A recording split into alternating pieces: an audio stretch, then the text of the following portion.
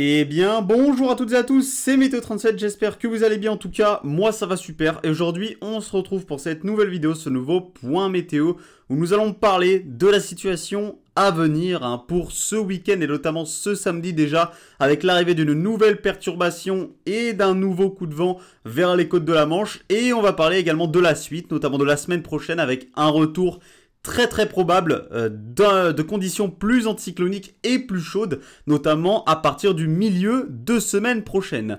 Alors déjà, on va parler de ce qui s'est passé ce 2 août, ce mardi, ce mercredi, pardon, avec la dépression Patricia, qui est donc passée sur le Royaume-Uni, qui a traversé l'Irlande, le Royaume-Uni et qui nous a influencé directement avec de très fortes rafales de vent. Alors cette dépression, ce coup de vent était beaucoup plus fort que prévu tout de même. On a été plus sur des valeurs de forts coups de vent, limite tempête sur notre pays. On a pu atteindre les 121 km/h sur les côtes de la Manche. On est allé au Mont-Saint-Vincent jusqu'à 136 km/h, voire même jusqu'à 144 qui ont été enregistrés par Cyril 71. Et on a également eu des rafales qui ont pu atteindre les 100 km/h dans les terres. C'était plus souvent compris vers les 80-90 dans les terres pour les plus fortes rafales. Mais on en a tout de même quelques-unes qui ont pu atteindre les 100 km/h jusqu'en plaine. Donc on a eu vraiment un fort coup de vent, bien plus fort que prévu. Donc les modèles se sont complètement plantés sur l'intensité de ce coup de vent. Et donc on a eu beaucoup plus de vent que prévu sur notre pays au passage de cette dépression qui n'était pourtant pas forcément plus creuse que c'était prévu. Alors, elle s'est creusée pendant une heure vers 981 hectopascales en arrivant vers l'Irlande, mais elle est très vite retournée à 982, 983 hectopascales. Donc le creusement était comme prévu en passant vers le Royaume-Uni, là où son influence était la plus forte sur la France, et les rafales de vent ont pourtant été bien plus fortes que prévu. Donc c'est vraiment les modèles qui se sont complètement plantés sur l'intensité du vent au passage de Patricia. Donc on était à la limite d'une tempête, on peut même parler à la limite d'une tempête estivale sur notre pays. Donc on a également le Mistral et la Tramontane qui soufflent fortement en ce moment et qui soufflent encore actuellement ce vendredi, notamment au-dessus de la Méditerranée, avec des rafales de vent jusqu'à 100-110 km/h parfois au-dessus des eaux de la Méditerranée. Donc ce Mistral et cette Tramontane qui soufflent fortement tout de même, un peu plus dans les terres, on est vers les 80-90 km/h quand même parfois. Donc ça souffle très fort dans le sud-est du pays vers la Méditerranée. Maintenant donc on va s'intéresser à cette nouvelle dépression qui arrive. Alors cette dépression devrait être nommée Anthony d'après ce qu'on m'a dit.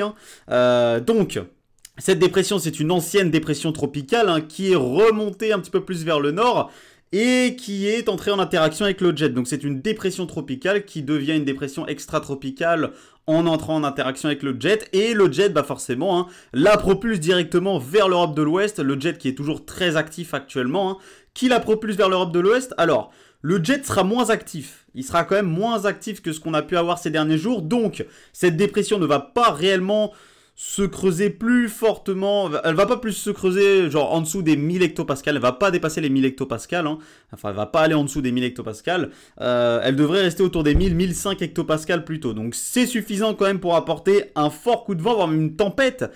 On va avoir des valeurs tempétueuses au Royaume-Uni, dans les terres, on pourrait atteindre les 100 voire 110 km/h localement dans le Royaume-Uni, notamment dans le sud-ouest du Royaume-Uni, et en attendant, les vents les plus forts, ils sont attendus vers le sud de l'Irlande, au-dessus des eaux du sud-ouest du Royaume-Uni et en arrivant vers les côtes de la Manche. Alors attention tout de même à des rafales jusqu'à 80-90 localement 100 km/h sur les côtes de la Manche en allant notamment donc de la Bretagne en passant donc par la basse Normandie, la haute Normandie et en allant jusqu'à la côte d'Opale. Alors en allant vers la côte d'Opale ça semble être un peu moins fort.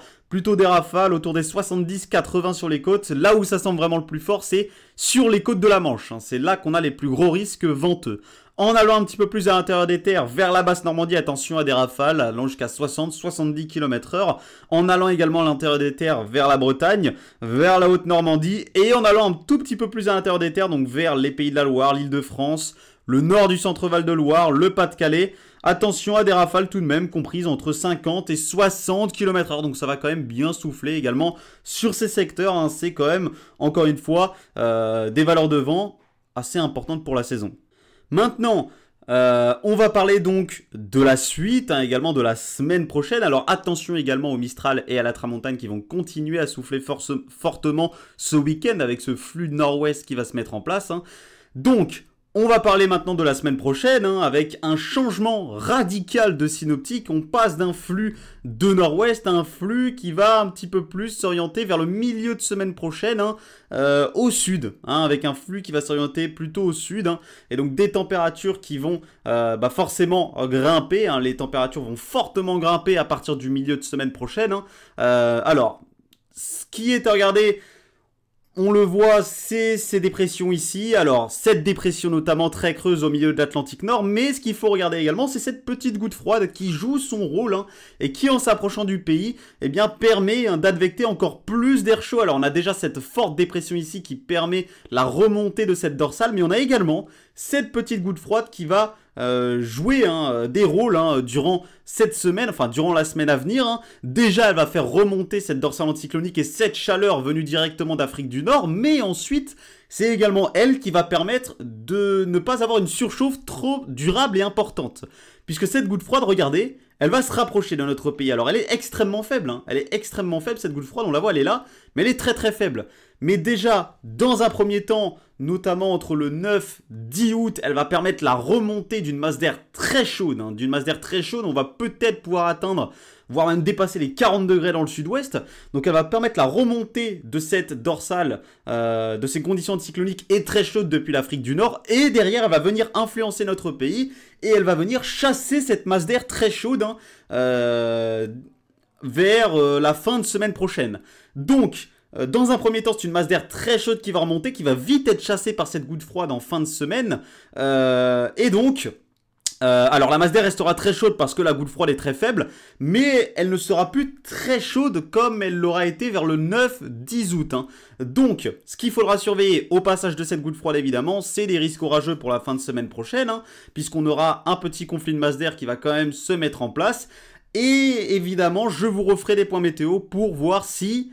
eh bien, cet épisode de chaleur sera réellement durable ou si derrière on pourrait avoir le retour du flux d'ouest ou d'un flux de nord-ouest, etc. ou un gros changement de synoptique tout simplement sur notre pays par rapport à la synoptique attendue principalement entre le milieu et la fin de semaine prochaine. Donc, je vous referai un point météo pour vous reparler de la situation à venir pour la semaine prochaine avec donc le retour des fortes chaleurs sur notre pays à partir notamment du milieu de semaine prochaine. Merci à tous donc d'avoir suivi ce point météo. On se retrouve donc certainement la semaine prochaine, donc dans quelques jours, pour un nouveau point météo, pour parler de cette synoptique, hein, chaude et anticyclonique à attendre vers le milieu et la fin de semaine prochaine, et potentiellement, hein, de parler aussi des quelques risques orageux pour la fin de semaine et de voir la synoptique à venir dans les jours qui suivront ce risque orageux. Voilà. Donc merci à tous d'avoir suivi ce point météo. On se retrouve très bientôt. C'était Météo 37. Bye tout le monde.